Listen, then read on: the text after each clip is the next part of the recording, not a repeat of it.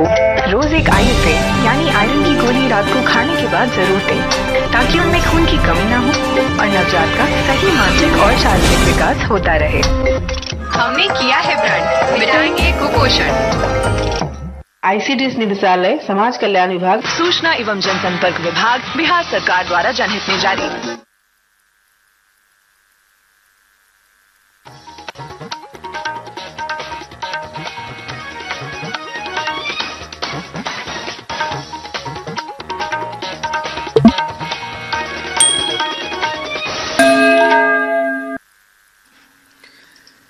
नमस्कार, ये आकाशवाणी पटना है। अब आप खालिद रशीद से प्रादेशिक समाचार सुनिए। पहले मुख्य समाचार।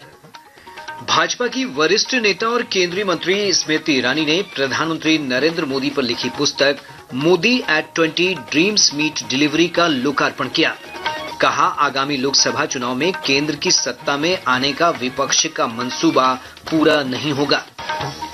राज्य में नगर निकाय के पहले चरण के चुनाव के लिए नामांकन का कल अंतिम दिन, मतदान 10 अक्टूबर को होगा। सुपौल में सड़क हादसे में 4 युवकों की मृत्यु के बाद स्थानीय लोगों का हंगामा, प्रदर्शनकारियों के साथ झड़प में पुलिस के कई जवान घायल। और मौसम विभाग ने कहा, अगले 7 दिनों तक मानसून सक्रिय रहेगा। राज्य के कई हिस्सों में बारिश के साथ वज्रपात की चेतावनी। अब समाचार विस्तार से। भाजपा की वरिष्ठ नेता और केंद्रीय मंत्री स्मृति ईरानी ने आरोप लगाया है कि विपक्ष 2024 के लोकसभा चुनाव में केंद्र की सत्ता में आने के लिए प्रयास कर रहा है। श्रीमती ईरानी ने कहा कि विपक्ष का यह मंसूबा पूरा नहीं होगा। केंद्रीय मंत्री आज पटना में प्रधानमंत्री नरेंद्र मोदी पर लिखी पुस्तक Modi at 20 dreams meet delivery के लोकार्पण समारोह को संबोधित कर रही थीं।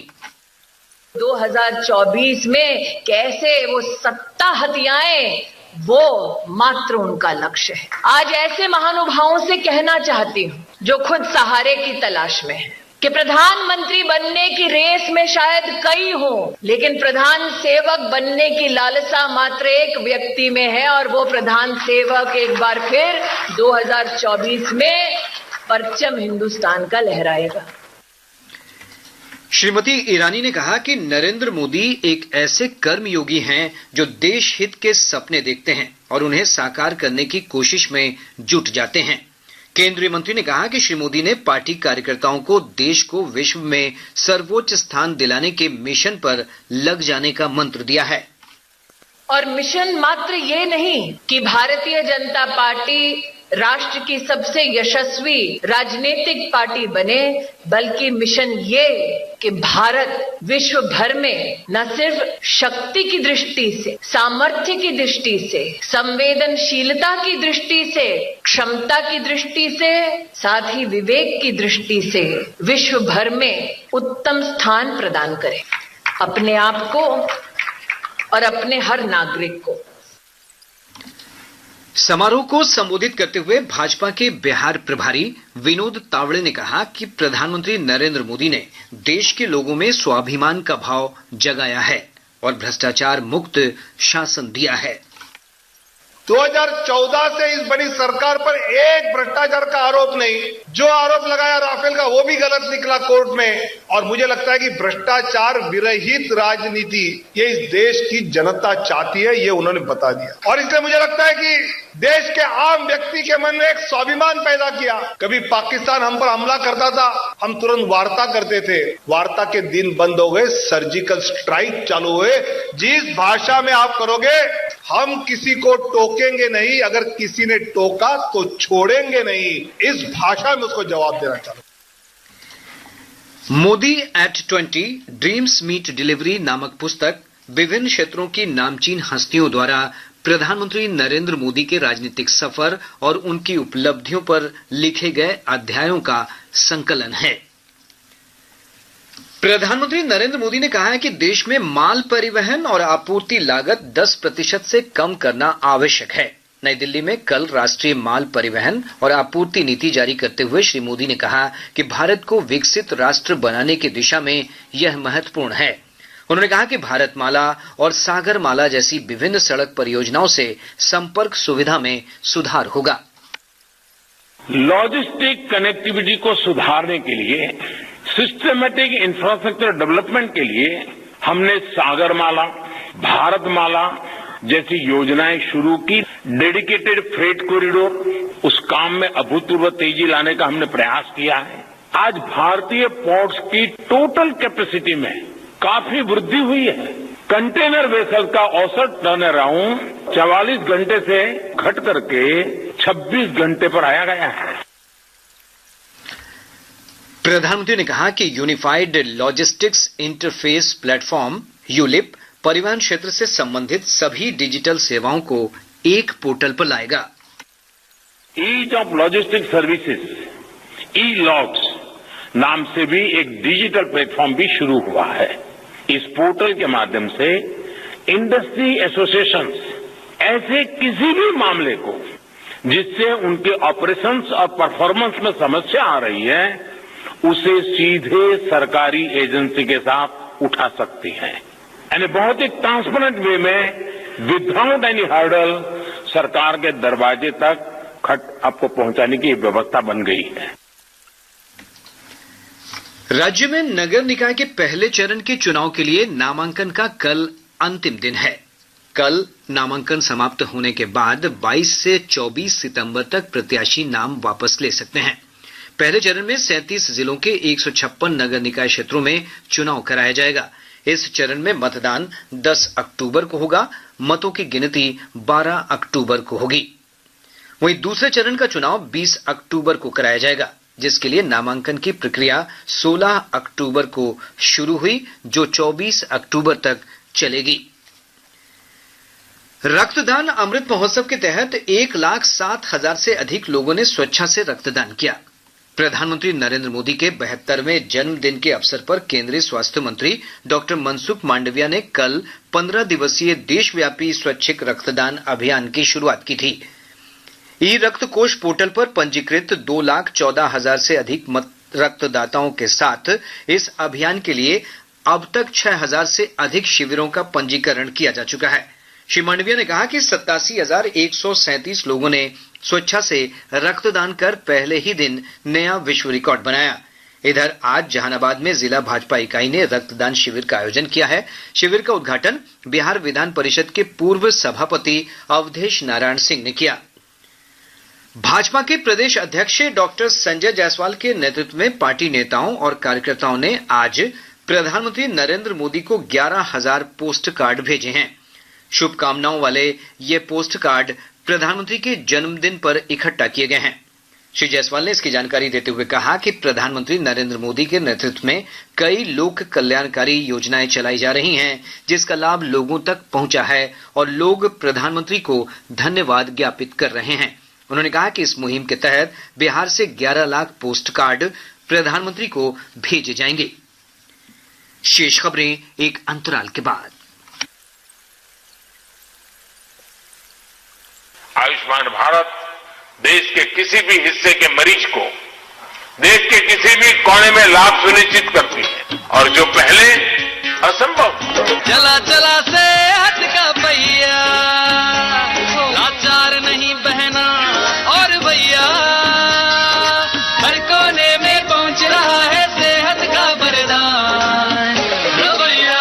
माननीय प्रधानमंत्री श्री नरेंद्र मोदी जी के मार्गदर्शन में सफलतापूर्वक चल रही है आयुष्मान भारत योजना। प्रधानमंत्री जन आरोग्य योजना के अंतर्गत करोड़ों लाभार्थियों को मिल रहा है 5 लाख रुपए तक का मुफ्त उपचार। योजना के तहत सूचीबद्ध सरकारी व निजी अस्पतालों के माध्यम से अब तक करोड़ों लाभार्थियों को मुफ्त उपचार मुहैया कराया गया है। आप भी आयुष्मान भारत योजना में अपनी पात्रता के विषय में जानकारी प्राप्त करने के लिए 14555 पर कॉल करें या अपने नजदीकी CSC या सूचीबद्ध अस्पताल में संपर्क करें। राष्ट्रीय पोलियो चक्र 19 सितंबर 2022। नमस्कार। भारत की पोलियो से जीत की कहानी बड़े बड़े शब्दों में लिखी जाएगी, पर इस जीती हुई लड़ाई को कायम रखने के लिए हमें अपने प्रयासों को जारी रखना होगा तब तक जब तक दुनिया से पोलियो का खतरा पूर्ण रूप से टल न जाए। खतरा है बरकरार, इसीलिए पोलियो की खुराक पिलाना है हर बार। 2 बूंद हर बार, पोलियो पर जीत रहे बरकरार। जन्म से लेकर 5 साल तक पोलियो खुराक पिलाना है हर बार। राष्ट्रीय पोलियो चक्र 19 सितंबर 2022। प्रादेशिक समाचार आप आकाशवाणी पटना से सुन रहे हैं। सुपौल जिले के वीरपुर भीमनगर मार्ग पर सड़क हादसे में 4 लोगों की मृत्यु हो गई। इस घटना से आक्रोशित स्थानीय लोगों ने आज वीरपुर गोल चौक पर प्रदर्शन किया। इस दौरान जाम हटाने गए पुलिस बल के साथ प्रदर्शनकारियों की झड़प हो गई। पथराव में पुलिस के कई जवान घायल हो गए हैं। वहीं पथराव के चलते वीरपुर के अनुमंडल पुलिस पदाधिकारी की गाड़ी भी क्षतिग्रस्त हो गई। भीड़ पर नियंत्रण के लिए पुलिस को बल प्रयोग करना पड़ा, जिसमें कई स्थानीय लोग घायल हो गए। गौरतलब है कि देर रात वीरपुर भीमनगर मार्ग पर एक तेज रफ्तार वाहन की चपेट में आने से 4 युवकों की मौत हो गई थी। हिंदुस्तानी अवाम मोर्चा के वरिष्ठ नेता दानिश रिजवान ने यौन उत्पीड़न के आरोप लगने के बाद पार्टी से इस्तीफा दे दिया है। पार्टी के राष्ट्रीय अध्यक्ष संतोष कुमार सुमन ने यह जानकारी दी है। उन्होंने कहा कि इस मामले में कानूनी प्रक्रिया जारी है। प्रदेश के दक्षिण पूर्व और उत्तर पश्चिम समेत अधिकतर भागों में मानसून की सक्रियता के कारण मध्यम से भारी बारिश दर्ज की गई। सबसे अधिक 119.8 मिलीमीटर वर्षा बांका जिले के बौंसी में दर्ज की गई है। मौसम विभाग ने कहा है कि अगले 1 सप्ताह तक मानसून सक्रिय रहेगा। मौसम वैज्ञानिक अमित कुमार ने बताया कि अगले 24 घंटों के दौरान रोहतास, भभुआ, औरंगाबाद, अरवल और जहानाबाद समेत राज्य के दक्षिणी भागों में अधिकांश स्थानों पर मध्यम से भारी वर्षा हो सकती है। इस दौरान राज्य के कई हिस्सों में बारिश के साथ वज्रपात की भी आशंका है। आज के प्राप्त संख्यात्मक मॉडल और अन्य मौसमीय विश्लेषण से ज्ञात होता है कि आज का मानसून ट्रफ गंगानगर, नरनौल, आगरा, वाराणसी, रांची, दीघा होते हुए दक्षिण पूर्व दिशा की ओर पूर्व मध्य बंगाल की खाड़ी तक गुजर रही है। इन मौसमीय कारकों के प्रभाव से अगले 24 घंटों में प्रदेश के उत्तरी भागों, दक्षिण पश्चिम, दक्षिण मध्य भागों के कुछ स्थानों पर एवं दक्षिणी पूर्व भागों के अनेक स्थानों पर हल्की से मध्यम स्तर की वर्षा होने का पूर्वानुमान है। साथ ही प्रदेश के दक्षिणी भागों के 1-2 स्थानों पर आकाशीय बिजली के साथ मेघ गर्जन होने की संभावना है। राज्य से होकर बहने वाली नदियों के जलग्रहण क्षेत्रों में वर्षा के कारण गंगा, सोन, गंडक, बूढ़ी गंडक और कोसी समेत कई नदियों के जलस्तर में बढ़ोतरी दर्ज की गई है। गंगा का जलस्तर बक्सर, पटना के दीघा घाट और गांधी घाट, मुंगेर, भागलपुर समेत विभिन्न स्थानों पर फिर से बढ़ रहा है।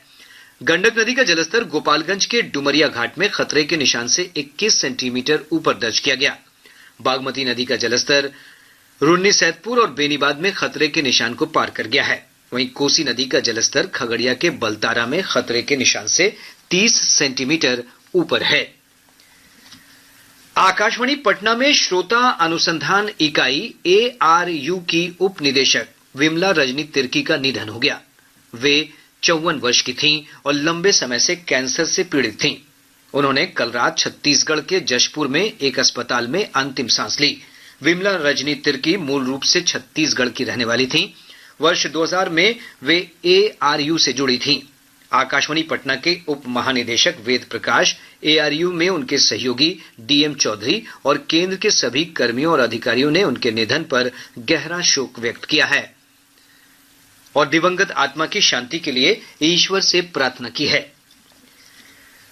पटना के पाटलिपुत्र थाना क्षेत्र में पुलिस ने एक फर्जी कॉल सेंटर का उद्भेदन किया है। पुलिस ने एक अपार्टमेंट के फ्लैट में छापेमारी कर 10 लाख से अधिक नकद के साथ 3 साइबर अपराधियों को गिरफ्तार कर लिया। इसके साथ ही मौके से कई बैंक के पासबुक, कंप्यूटर, लैपटॉप और कागजात भी जब्त किए गए हैं।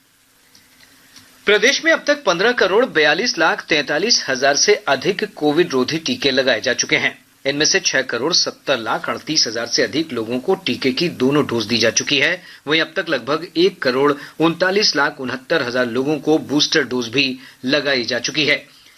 कैमूर जिला पुलिस ने 12 वर्षों से फरार चल रहे अपराधी अरशद अंसारी को गिरफ्तार कर लिया है। समस्तीपुर रेल मंडल के दरभंगा रेलवे स्टेशन से 10 अक्टूबर को स्वदेश दर्शन स्पेशल ट्रेन चलाई जाएगी। ये ट्रेन श्रद्धालुओं को देश के विभिन्न ज्योतिर्लिंगों समेत अन्य धार्मिक स्थलों का दर्शन कराएगी। सीतामढ़ी जिले के नानपुर थाना क्षेत्र अंतर्गत बहेड़ा गांव में एक तेज रफ्तार वाहन की चपेट में आने से एक बच्चे की मौत हो गई। वैशाली जिला मुख्यालय हाजीपुर में नवनियुक्त राजस्व कर्मचारियों के प्रशिक्षण के लिए प्रशिक्षण शिविर का आयोजन किया गया। बक्सर के बालगिरे से आज 2 बच्चे भाग गए। बाद में पुलिस ने आरपीएफ और चाइल्ड लाइन के सहयोग से एक बच्चे को बरामद कर लिया, दूसरे की तलाश जारी है। आईआरसीटीसी ने बिहार में युवाओं को रोजगार देने के लिए विशेष योजना बनाई है। निगम के पूर्वी क्षेत्र के ग्रुप महाप्रबंधक जफर आजम ने समस्तीपुर में बताया कि पर्यटन के क्षेत्र में राज्य सरकार के साथ तालमेल कर 10,000 लोगों को रोजगार उपलब्ध कराया जाएगा। और अब अंत में मुख्य समाचार एक बार फिर। भाजपा की वरिष्ठ नेता और केंद्रीय मंत्री स्मृति ईरानी ने प्रधानमंत्री नरेंद्र मोदी पर लिखी पुस्तक Modi at 20 dreams meet delivery का लोकार्पण किया। कहा, आगामी लोकसभा चुनाव में केंद्र की सत्ता में आने का विपक्ष का मंसूबा पूरा नहीं होगा। राज्य में नगर निकाय के पहले चरण के चुनाव के लिए नामांकन का कल अंतिम दिन, मतदान 10 अक्टूबर को होगा। सुपौल में सड़क हादसे में 4 युवकों की मृत्यु के बाद स्थानीय लोगों का हंगामा, प्रदर्शनकारियों के साथ झड़प में पुलिस के कई जवान घायल। और मौसम विभाग ने कहा, अगले 7 दिनों तक मानसून सक्रिय रहेगा। राज्य के कई हिस्सों में बारिश के साथ वज्रपात की चेतावनी। इसके साथ ही आकाशवाणी पटना से प्रसारित